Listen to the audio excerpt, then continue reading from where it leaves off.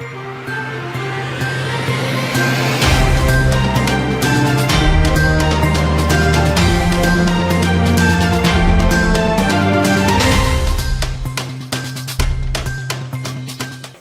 मैं हूं मोहम्मद अमीन लीला। बस्तर की बात में आपका स्वागत है। ध्यान रहे, कोरोना का खतरा अभी भी टला नहीं है। कोरोना से बचाव के लिए आप भी अपनाएं ये 3 उपाय। 2 गज दूरी का पालन करें, मास्क और सैनिटाइजर का प्रयोग अवश्य करें और अपने हाथ और मुंह को हमेशा साफ रखें। आइए अब सबसे पहले नजर डालते हैं आज की हेडलाइंस पर। बालाजी मंदिर का 20वां 5 दिवसीय वार्षिकोत्सव समारोह हुआ शुभारंभ। निकली भव्य शोभा यात्रा। रजत कलशों में भरे गए दिव्य द्रव्य से हुआ भगवान बालाजी का अभिषेक। सुकमा जिले के मिनपा में हुए नक्सली हमले से जुड़ा वीडियो आया सामने, जिसमें वर्दीधारी नक्सली मारे गए अपने साथी का अंतिम संस्कार के लिए ले जा रहे। अंकेक्षण, निरीक्षण और लेखा साधारण के लिए किया गया 1 दिवसीय प्रशिक्षण कार्यशाला। और बाबा रामदेव मंदिर में आयोजित माघ मेले का समापन भव्य शोभा यात्रा और महाभंडारे के साथ हुआ संपन्न। बस्तर की बात में अब खबरें विस्तार से। 20वें वार्षिकोत्सव के तहत दूसरे दिन मंगलवार सुबह श्री बालाजी मंदिर के भगवान बालाजी, माता अंडाल और माता पद्मावती का महाअभिषेक किया गया। इस अवसर पर सैकड़ों की संख्या में नगर के श्रद्धालुगण जुटे। सुबह 10 बजे प्रारंभ हुए इस पूजा अर्चना के बाद यहां महाअभिषेक संपन्न हुआ। मंगलवार सुबह बड़ी संख्या में नगर के श्रद्धालुगण बालाजी मंदिर प्रांगण में जुटे और भगवान बालाजी के महाअभिषेक में सहभागी बने।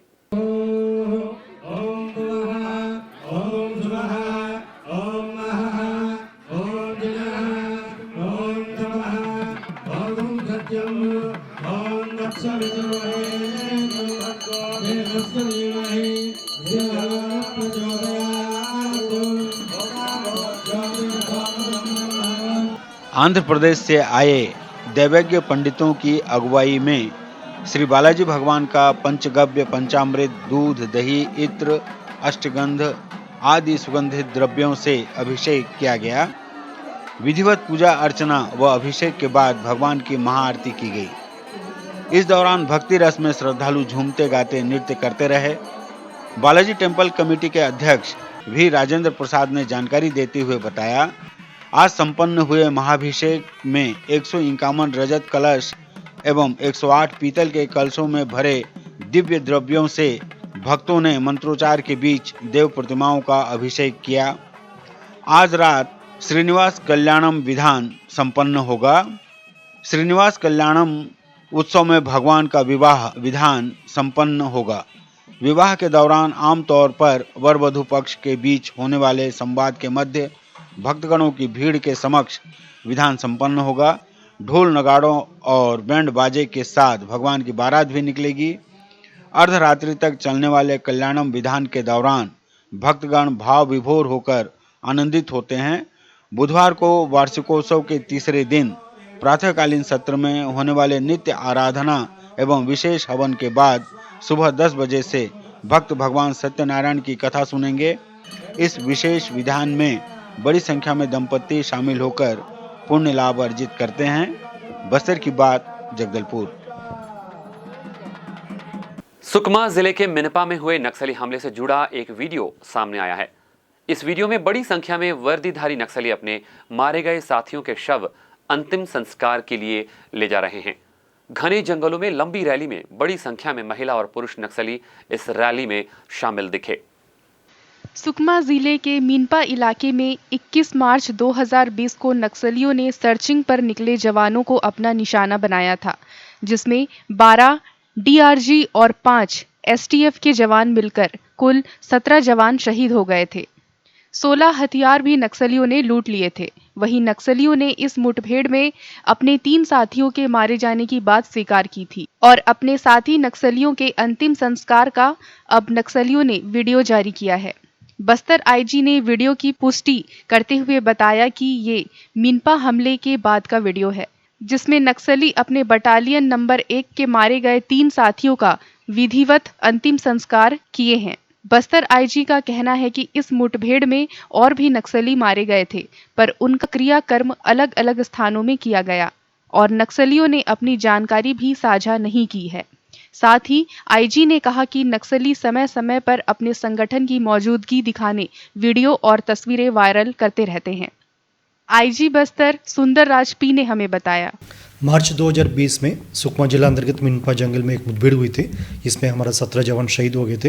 लेकिन उस समय जो हमारा पास जो जानकारी प्राप्त हुआ उसी अनुसार सीपीएम माओवादी कैडर्स का भी काफ़ी भारी नुकसान हुआ। लेकिन नक्सली द्वारा जो जारी प्रेस विज्ञप्ति उस समय सिर्फ 3 पीएलजी कैडर्स के बारे में वो लोग जिक्र किए थे। लेकिन बाकी जो उनके मिलिशिया कैडर्स है उनके बारे में किसी प्रकार का कोई उल्लेख नहीं किए थे।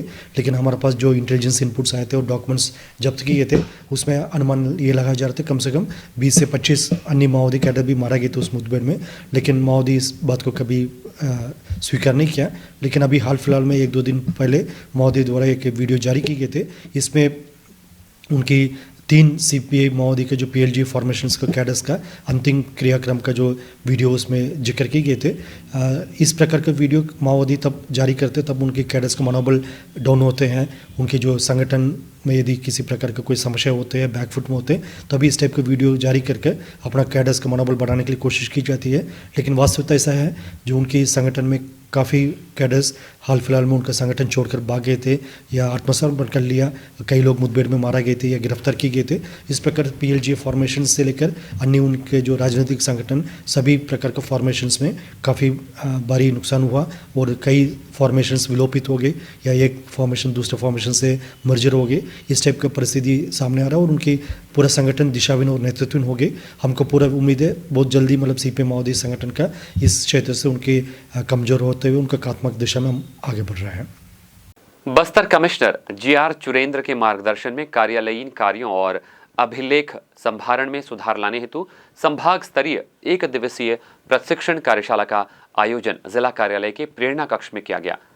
कमिश्नर श्री चुरेंद्र के द्वारा कार्यालयों में संभारित की जाने वाली लेखाओं का संपादन तथा अभिलेखों का उचित रखरखाव में सुधार हेतु संभाग के सभी आहरण सह वितरण अधिकारी और संबंधित लेखा लिपिकों के लिए कार्यशाला का आयोजन करवाया गया। कार्यशाला में संभाग के 7 जिलों के संबंधित कार्यालय से लगभग 170 अधिकारी कर्मचारी मौजूद थे। इसके अतिरिक्त उक्त कार्यशाला को संभाग के समस्त 7 जिलों के लगभग 900 आहरण और संवितरण अधिकारियों को लाभान्वित करने की दृष्टि से ऑनलाइन प्रसारित भी किया गया। स्थानीय संतोषी वार्ड में स्थित बाबा रामदेव मंदिर में माघ मेले कार्यक्रम का समापन बाबा रामदेव की भव्य शोभा यात्रा और महाभंडारे के साथ मंगलवार को संपन्न हुआ। इन कार्यक्रमों में काफी संख्या में श्रद्धालुगण शामिल हुए। शोभा यात्रा में बाबा रामदेव की जीवंत झांकी आकर्षण का केंद्र बने रही। सोमवार की रात जम्मा जागरण के अंतर्गत महाराष्ट्र के भजन गायक देवेंद्र राठी और साथियों के द्वारा आकर्षक भजनों की प्रस्तुति भी हुई, जिसमें शामिल होकर श्रद्धालु रात भर झूमते रहे।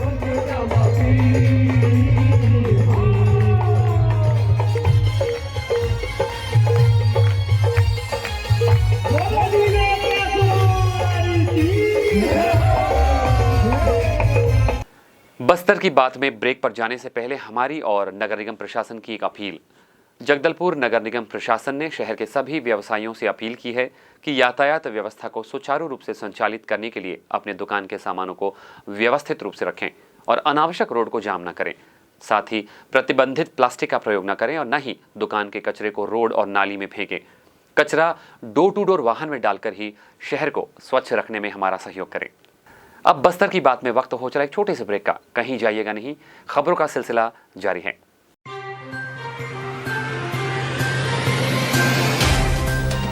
सफर जगतुगुड़ा से जगदलपुर का नित नई करवट लेता शहर हमारा, चौक चौराहों से होता हुआ विकास की गाथाएं गढ़ता बस्तर हमारा। कई रंगों से सराबोर कितनी ही कहानियों को समेटे, कहीं विकास के सोपान तो कहीं सरकारी दावे और उनका सच।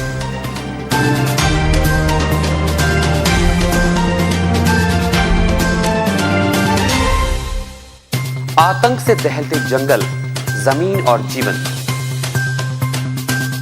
साहस और धैर्य से करवट लेती जिंदगी, राजनीति की चौसर के जाने अनजाने दांव, व्यवस्था की खूबी कमी और खामी, खूबसूरत नजारे, अब होगी हर बात हमारे साथ। बस्तर की बात।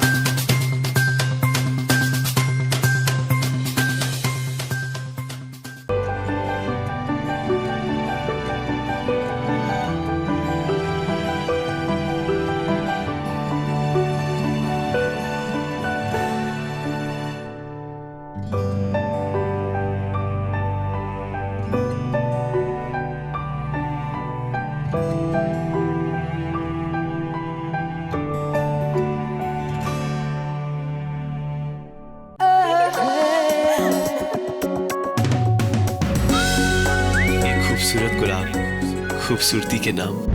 जब प्यार में हो ऐसा कंफ्यूजन, तो क्या होगा इनका इक्वेशन। सुहानी सी एक लड़की, हर शाम 6 बजे और पुनः प्रसारण हर सुबह 9 बजे सिर्फ शिमारू टीवी पर। देश की जानी मानी इंटरनेट प्रोवाइडर कंपनी रेलटेल अब अपने शहर जगदलपुर में उपलब्ध। केबल टीवी और ब्रॉडबैंड पाइए एक साथ, बेहतर सर्विस, शानदार गुणवत्ता, हमेशा एक जैसी स्पीड यानी 100 Mbps।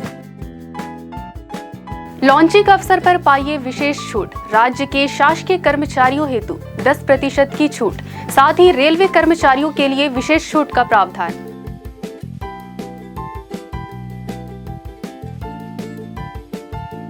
इंटरनेट कनेक्शन हेतु तत्काल अपने केबल ऑपरेटर से संपर्क करें या कॉल करें 9425262386 पर या 9617185020 पर।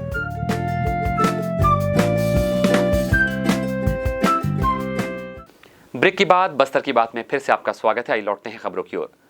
नगर निगम पीएचई विभाग द्वारा लोगों को शुद्ध पेयजल उपलब्ध कराने में काफी लापरवाही इन दिनों बरती जा रही है। इसका जीता जागता उदाहरण सिटी कोतवाली से पुलिस पेट्रोल पंप जाने की सड़क पर देखा जा सकता है। विगत 7 दिनों से लोगों के घरों में पहुंचने वाले पेयजल का पाइप फटा हुआ पड़ा है, जिसे आज तक सुधारा नहीं गया। नल के खुलते समय सड़कों पर सैकड़ों लीटर पानी व्यर्थ बह रहा है। वहीं यहां पर जमा गंदा पानी भी पाइप में प्रवेश कर रहा है और लोगों के घरों में नल के माध्यम से पहुंच रहा है, जिससे जल जनित रोग होने का पूरा खतरा बना हुआ है। इसी तरह जिन जगहों पर वाल्व लगे हुए हैं उनमें भी अत्यधिक मात्रा में जल का रिसाव हो रहा है। इस गड्ढे में भी पानी भर रहा है और जिस पानी को जानवर भी पी रहे हैं, फिर बाद में यही पानी पाइप के माध्यम से लोगों के घरों के नलों में भी पहुंच रहा है। इस ओर पीएचई विभाग का कोई ध्यान नहीं है। अब तो गर्मी का मौसम भी आने को है। अनेक क्षेत्रों में पेयजल की समस्या भी निर्मित होगी।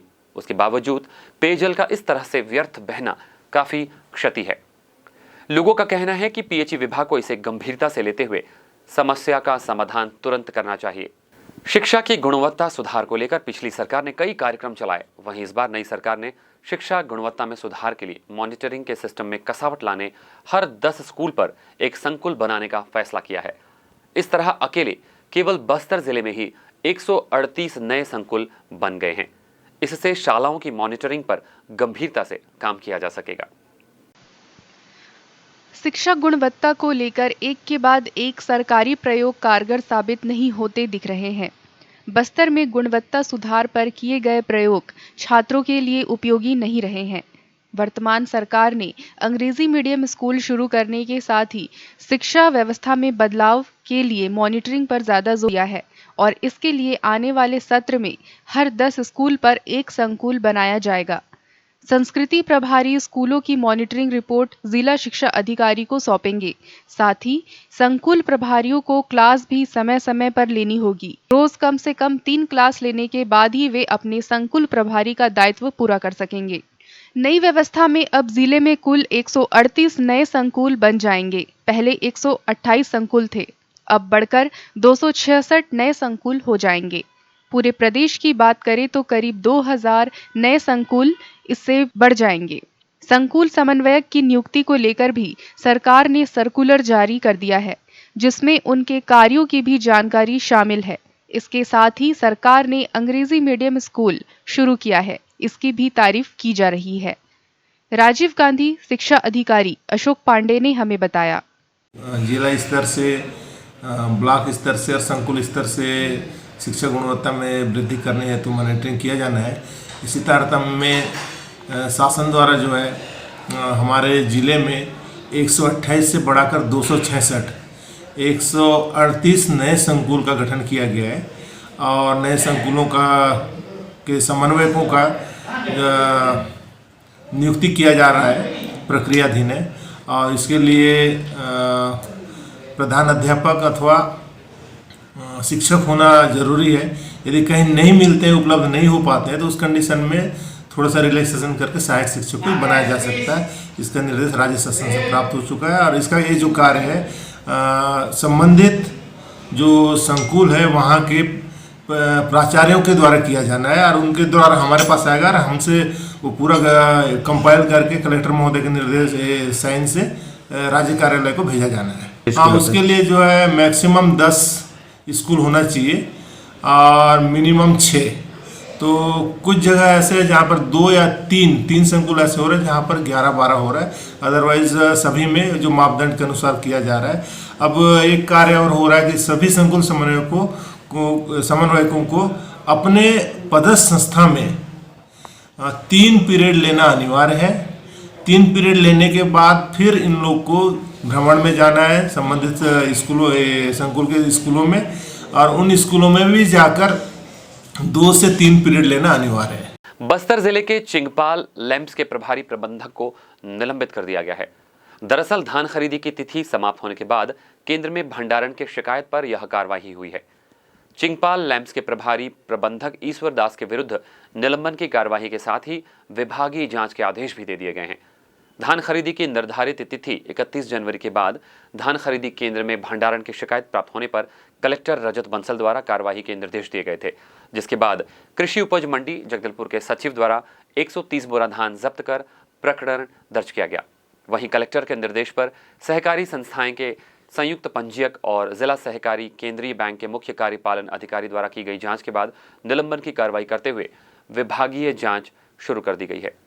इस बारे में विपणन अधिकारी आरबी सिंह ने पूरी जानकारी दी।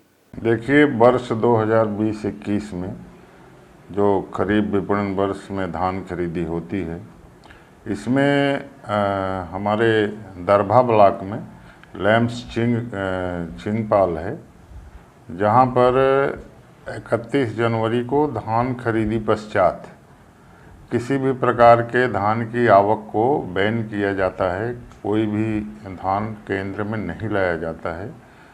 लेकिन दिनांक 12/2 को वो भी रात्रि में सोमदास नाम के एक किसान द्वारा हमारे उपार्जन केंद्र चिंगपाल में ट्रैक्टर में डाल करके 130 बोरी धान लाया गया, जिसे ग्रामीणों ने पकड़ा और उच्चाधिकारियों को उसकी सूचना दी गई। जिला सहकारी केंद्रीय बैंक के मुख्य कार्यपालन अधिकारी द्वारा उसकी जांच करवाई गई और जांच में पाया गया कि ये यहाँ के प्रबंधक द्वारा धान बुलवाया गया था, यह कह कर कि यह शार्टेज वगैरह होगा तो उसमें हम इसकी भरपाई करेंगे और इसकी राशि हम स्वयं किसान को भुगतान करेंगे। ये बात को लेकर के जांच हुई थी। तो वर्तमान में हमारे प्रभारी प्रबंधक को निलंबित कर दिया गया है और आगे उसकी जांच जारी रहेगी और इसके अलावा और किसी भी प्रकार की कोई गड़बड़ी नहीं है। वहाँ परिधान की कार्रवाई जारी है। जिले के बालाजी मंदिर का 20वां 5 दिवसीय वार्षिक महोत्सव का सोमवार को शुभारंभ हुआ। आज सुप्रभातम नित्य आराधना के साथ शुभारंभ हुआ। आंध्र प्रदेश से आए विद्वान पंडितों के सानिध्य में वेद पारायण, मंगलाशासनम, विष्केक्षण आराधना, भगवत पुण्यावाचनम, रक्षासूत्र बंधन, ऋत्वी कावरण प्रधानम, अंकुरार्पण विधान के साथ यज्ञशाला की आराधना संपन्न हुई। मंदिर परिसर के यज्ञशाला में वास्तु योगेश्वर, ब्रह्म मंडप आराधना और अग्नि प्रतिष्ठापना की गई। गरुड़ स्तंभ में पताक प्रतिष्ठ, ध्वजारोहण, गज्जलू विधान के बाद भगवान वेंकटेश्वर स्वामी जी के काष्ठ निर्मित परिक्रमा रथ की पूजा होगी। रथ की पूजा के बाद रथारूढ़ देव प्रतिमाओं के साथ शहर में भगवान बालाजी की शोभा यात्रा निकाली गई। शोभा यात्रा शाम 4 बजे से बालाजी मंदिर से निकली। मां दंतेश्वरी मंदिर के सामने से होते हुए सिरासार चौक, मेन रोड, स्टेट बैंक चौक, चांदनी चौक, संजय बाजार होते हुए वापस बालाजी मंदिर पहुंची। मंदिर कमेटी के अध्यक्ष वी राजेंद्र प्रसाद ने बताया कि कोरोना काल को ध्यान में रखते हुए इस वर्ष शोभा यात्रा में लोगों को सीमित करने का प्रयास किया गया। शोभा यात्रा में इस वर्ष मिट्टी के कलश लेकर चलने वाले श्रद्धालुओं का काफिला नहीं होगा। सभी पूजा विधानों के दौरान सोशल डिस्टेंसिंग के नियमों का पालन करते हुए कोविड प्रोटोकॉल का विशेष ध्यान रखा जाएगा। लेकिन इसके बावजूद काफी संख्या में महिलाएं शामिल हुईं और शोभा यात्रा के दौरान सभी कतारबद्ध होकर चलते रहे। इस संबंध में टेंपल कमेटी के सदस्य रवि भूषण ने बताया, जो भव्य शोभा यात्रा श्री वेंकटेश्वर स्वामी बालाजी भगवान का 20वां वार्षिक महोत्सव के उपलक्ष्य में निकाला गया। वर्ष में एक बार भीष्म एकादशी के दिन स्वामी जी का भव्य शोभा यात्रा निकाला जाता है। इस भव्य शोभा यात्रा में स्वामी जी नगर का भ्रमण करके अपने जो भी भक्त हैं उनके वो कैसे रह रहे हैं उनका सुख दुख देखने के लिए और पूरा शहर का भ्रमण करते हुए जो भी भक्त उनका दर्शन करते हैं उन सबको आशीर्वचन करते हैं। ये जो कोरोना महामारी पूरे विश्व में फैला हुआ है, इसका विशेष रूप से ध्यान रखते हुए शासन के दिशा निर्देशों के अनुसार बालाजी टेम्पल ट्रस्ट के द्वारा नियमित जो भी सीमित संख्या में भव्य शोभा यात्रा निकाली गई और सारे शासन के नियमों का पालन किया गया। इसके कारण हमारे बहुत से भक्त दुखी हुए जो काफ़ी उत्साहपूर्वक इस शोभा यात्रा में शामिल होने के लिए आए थे, लेकिन हमने कलश उनको उपलब्ध नहीं करा पाया क्योंकि शासन का हमें अनुमति नहीं था। फिर भी सारे भक्त स्वामी जी का दर्शन करते हुए हर्षोल्लास के साथ 20वीं वार्षिक महोत्सव का आज का प्रथम दिन भव्य शोभा यात्रा के साथ संपन्न हुआ। आइए चलते चलते एक बार फिर से नजर डालते हैं आज की हेडलाइंस पर। बालाजी मंदिर का 20वां 5 दिवसीय वार्षिकोत्सव समारोह हुआ शुभारंभ। निकली भव्य शोभा यात्रा। रजत कलशों में भरे गए दिव्य द्रव्य से हुआ भगवान बालाजी का अभिषेक। सुकमा जिले के मिनपा में हुए नक्सली हमले से जुड़ा वीडियो आया सामने, जिसमें वर्दीधारी नक्सली मारे गए अपने साथी का अंतिम संस्कार के लिए ले जा रहे। अंकेक्षण, निरीक्षण और लेखा साधारण के लिए किया गया 1 दिवसीय प्रशिक्षण कार्यशाला और बाबा रामदेव मंदिर में आयोजित माघ मेले का समापन भव्य शोभा यात्रा और महाभंडारे के साथ हुआ संपन्न। आप हमारे समाचारों को YouTube पर भी देख सकते हैं। बस्तर की बात में आज सिर्फ इतना ही। कल आपसे फिर होगी मुलाकात कुछ और ताजा तरीन नई खबरों के साथ। तब तक के लिए हमें दीजिए इजाजत। नमस्कार।